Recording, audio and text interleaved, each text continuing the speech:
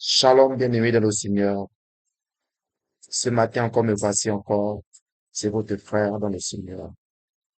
Ce matin, je vais vous donner un enseignement sur la parole de Matthieu, chapitre 1, à partir du verset 18, là où on parle de la naissance de Jésus-Christ.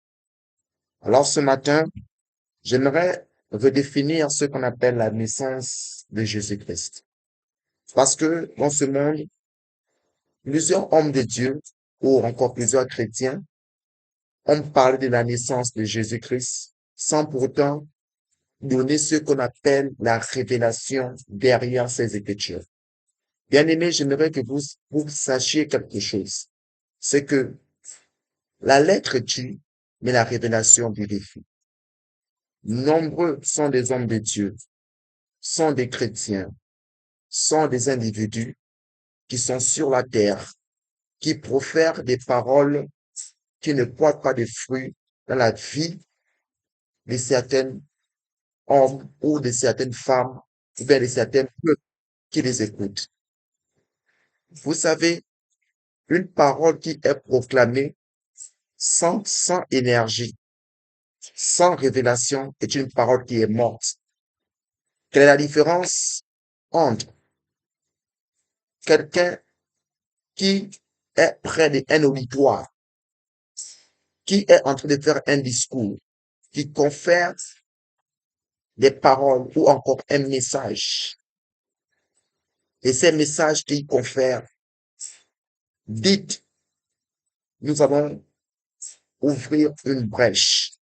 Lorsque un prof de français, un prof de mathématiques, un prof de philosophie se met à parler, il y a un message qui véhicule. Et ce message a pour but de pouvoir ici nourrir ce qu'on appelle l'intellect de l'homme. Dites encore euh, le cerveau humain, ce qui le permet ici de pouvoir se développer dans le sens culturel de la chose et dans le sens de la société aussi. Mais ce matin, je ne vais pas vous parler de cela, mais je vais vous parler de quelque chose qui est capital, de ce qu'on appelle la naissance. Lorsque on parle de la naissance ici, nous savons cordialement que sur la terre, ici en SVT ou encore en médecine, nous avons appris que il y a deux facteurs qui rentrent en communion pour pouvoir fonder ce qu'on appelle la naissance. Ici, nous avons la sémence et nous avons ici les organes génitaux qui amènent à l'existence ce qu'on appelle la naissance. Il faut qu'il y ait fusion pour que la naissance se fait. S'il n'y a pas de fusion, la naissance ne peut pas se faire. Il faut qu'il y ait ici cohésion des éléments. S'il n'y a pas cohésion des éléments, la naissance ne peut pas se faire. Bien-aimé, j'aimerais te dire ce soir, ce matin, que lorsqu'on parle de la naissance de Jésus-Christ, on parle ici de une personne qui doit fusionner avec une entité. Un homme et une femme fusionnent pour créer ce qu'on appelle la naissance, pour créer quelque chose. Mais j'aimerais vous dire encore ce matin qu'il y a une création qui se fait dans le cadre spirituel. Mais savez-vous pas que les esprits aussi s'accouplent? Parce que my God, lorsque je parle que les esprits s'accouplent ici, il y a des choses qui se passent. Bien aimé, il y a une sémence. Il y a une sémence qui permet à l'homme spirituel de pouvoir se connecter à une entité. S'il n'y a pas de sémence, alors ici, il ne pourra pas avoir naissance. Il faut que tu fusionnes avec le divin. Il faut que tu fusionnes avec l'Esprit de Dieu. Si tu ne fusionnes pas avec lui, il ne pourra pas avoir la naissance. Alors Jésus ne pourra pas naître dans ta vie. Et lorsque on parle de la naissance de Jésus-Christ, on parle ici d'un homme fait à l'image de Dieu, ayant au-dedans de lui un esprit capable de pouvoir fusionner avec le divin.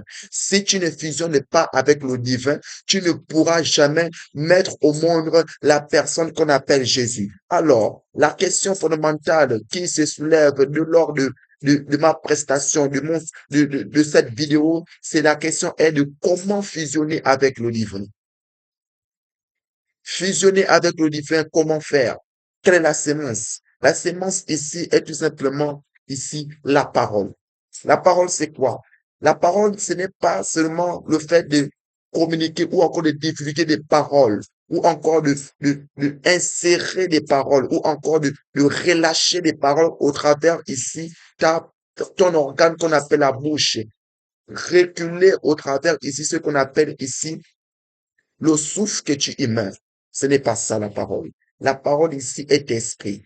Vous savez, à chaque fois que tu inspires et que tu expires ici, le souffle ici est l'esprit. Parce que la Bible déclare que Dieu dit, il souffla à l'intérieur de l'homme.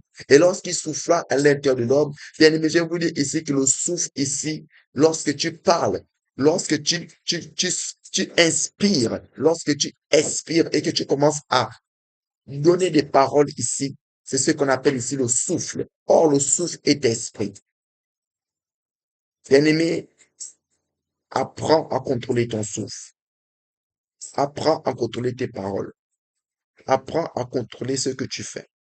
Parce que si tu arrives à contrôler ton souffle, si tu arrives à contrôler ta parole, tu pourras rentrer en communication avec le divin.